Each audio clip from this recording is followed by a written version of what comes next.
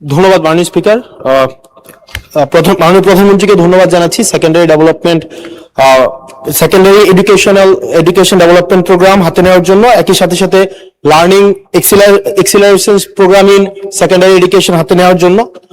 মাননীয় স্পিকার, আপনার মাধ্যমে আমার প্রশ্নটি হচ্ছে, একটা বিশ্ববিদ্যালয়ের শিক্ষার্থী অথবা যারা চাকরি প্রার্থীরা যখন প্রাথমিক বিদ্যালয়ে শিক্ষক হিসেবে চাকরি করতে যান, তখন সেখানে 11,000 টাকা বেসিক দিয়ে শুরু করেন বর্তমান প্রেক্ষাপটে।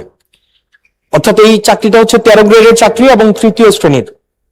একজন যখন সেকেন্ডারি এডুকেশনে চাকরি করতে যান, তখন বেসিক বেতন পান 16,000 টাকা। এটা 10ম গ্রেডের এবং দ্বিতীয় শ্রেণীর চাকরি। আমাদের দেশের প্রাথমিক শিক্ষা এবং মাধ্যমিক শিক্ষা, এই দুইটা হচ্ছে ফিডার ইনস্টিটিউশন।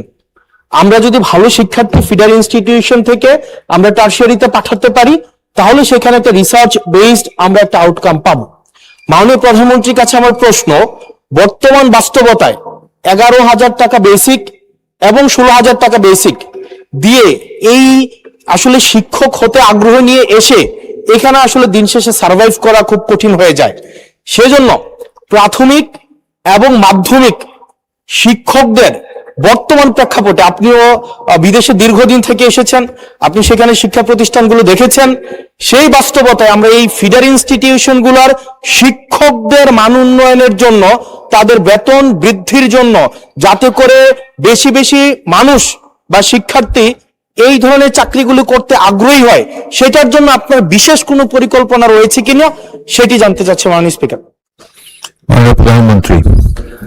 মাননীয় স্পিকার, আপনাকে ধন্যবাদ এবং জনাব হাসান, আপনাকে ধন্যবাদ আপনার প্রশ্নের জন্য। আপনি নিশ্চয়ই খেয়াল করেছেন এই বাজেট সেশনে আপনি উপস্থিত ছিলেন, এবং আমার এই প্রথম প্রশ্ন যেটা ছিল মূল প্রশ্ন, সেখানে আমি বলেছি যে এই বাজেটে টোটাল জিডিপির 2% আমরা শিক্ষার জন্য রেখেছি। এবং শুধু তাই নয়, আমাদের যেটি পরিকল্পনা আছে, আমরা পরিকল্পনা মতন যদি আগাতে পারি, ইনশাল্লাহ আমরা শিক্ষা খাতের বাজেট 5 বছর শেষে 5% নিয়ে যেতে চাই। এবং অবশ্যই এগুলো আমরা যখন দেখেছি, স্বৈরাচারের সময় শুধু বিল্ডিং হয়েছে, কিন্তু হিউম্যান রিসোর্সের কোনো উন্নতি হয় নাই। আমি আপনার সাথে সম্পূর্ণ একমত যে আমরা যদি আমাদের প্রাইমারি এবং সেকেন্ডারি এই শিক্ষকদেরকে যদি আমরা সঠিকভাবে ট্রেনিং দিতে না পারি, কিন্তু শুধু ট্রেনিং না, ট্রেনিং এর সাথে তাদেরকে তাদের সম্মানীয় যদি বৃদ্ধি করতে না পারি, তাহলে অবশ্যই আমরা প্রত্যাশা করি না যে তারা ভালো কিছু ডেলিভার করতে পারবেন। আমাদের তাদেরকে প্রশিক্ষণ দেওয়ার যেরকম কর্মসূচি রয়েছে, প্রশিক্ষণ দেওয়ার যেরকম পরিকল্পনা রয়েছে, বোথ সেকেন্ডারি অ্যান্ড প্রাইমারি, একই সাথে পর্যায়ক্রমিক ভাবে আমরা যাতে তাদের সম্মানীয় বৃদ্ধি করতে পারি।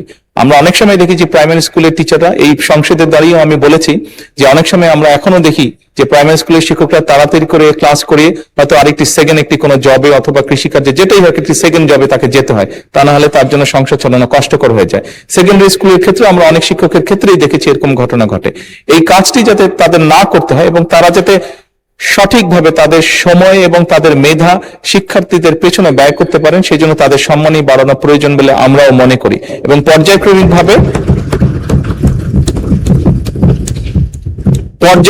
ভাবে আমরা এই কাজটি ইনশাল্লাহ করব এই দেশে। ধন্যবাদ মাননীয় স্পিকার।